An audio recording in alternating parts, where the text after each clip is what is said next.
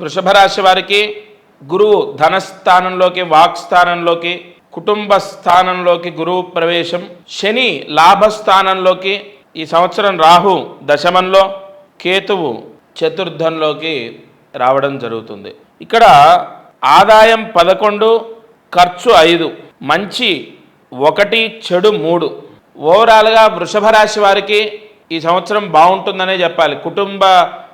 కుటుంబ చికాకులు లేకుండా, భార్యాభర్తల గొడవలు ఉంటే తగ్గడం, వైవాహిక సమస్యలు కాంప్రమైజ్ అయిపోవడం, లేదా ఏదో ఒకటి సొల్యూషన్ దొరుకుతుంది. అలాగే ఈ కుటుంబంలో ఆనందంగా ఉండే అవకాశం ఉంటుంది. గురువు యొక్క అనుగ్రహం చేత అనుకున్న పనులు పూర్తవుతాయి.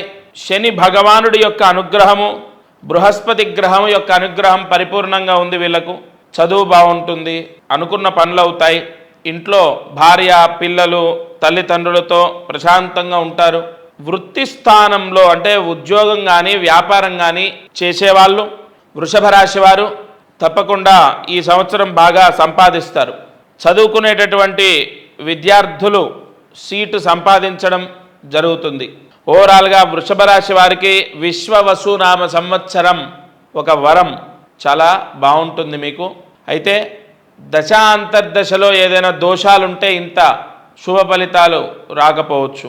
మీరు ఈ 2025లో ఆగస్టు లోపు అన్నవరం సత్యనారాయణ స్వామి దర్శనం చేసుకోవడం, అక్కడ వ్రతం చేయడం, అక్కడ నిద్ర చేయడం చాలా మంచిది.